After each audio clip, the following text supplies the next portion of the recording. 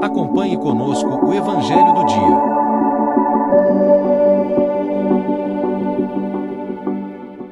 Sexta-feira, 7 de março de 2025. Depois das cinzas. Evangelho de Mateus capítulo 9, versículos de 14 ao 15. Proclamação do Evangelho de Jesus Cristo segundo Mateus. Glória a vós, Senhor. Naquele tempo, os discípulos de João aproximaram-se de Jesus e perguntaram: por que razão nós e os fariseus praticamos jejuns, mas os teus discípulos não? Disse-lhes Jesus: por acaso, os amigos do noivo podem estar de luto enquanto o noivo está com eles? Dias virão em que o noivo será tirado do meio deles. Então, sim, eles jejuarão. Palavra da salvação. Glória a vós, Senhor. Queridos irmãos e irmãs em Cristo.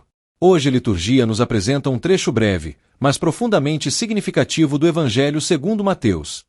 Os discípulos de João Batista se aproximam de Jesus e perguntam por que eles e os fariseus jejuam, enquanto os discípulos de Jesus não jejuam.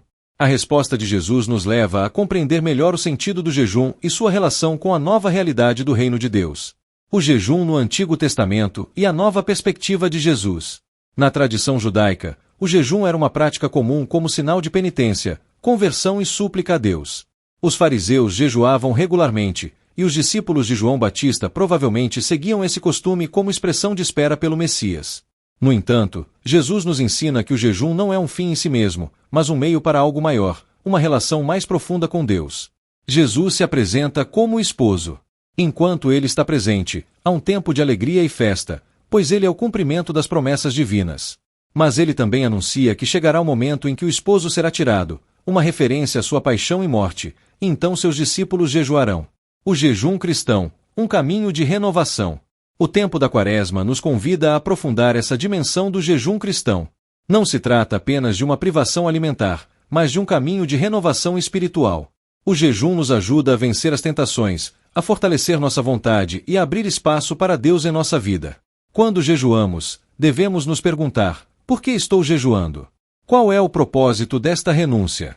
Estou apenas cumprindo um costume ou estou buscando uma verdadeira conversão? Nosso jejum deve estar unido à oração e à caridade. O profeta Isaías nos lembra que o jejum agradável a Deus não é apenas a privação de alimentos, mas a prática do amor ao próximo, repartir teu pão com o faminto, dar abrigo aos pobres, vestir os que estão nus. Portanto, que nosso jejum seja um ato de amor e solidariedade, ajudando aqueles que mais precisam e buscando a justiça, a presença de Cristo e a esperança da ressurreição.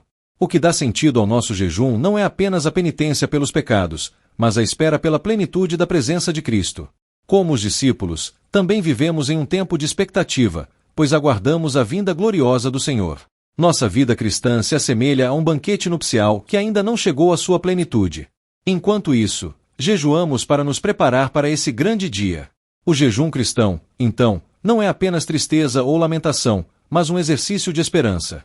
Jejuamos porque sabemos que algo maior nos espera. Assim como os noivos se preparam com alegria para o casamento, nós nos preparamos para a união definitiva com Cristo. Queridos irmãos e irmãs, nesta Quaresma, somos chamados a redescobrir o verdadeiro significado do jejum.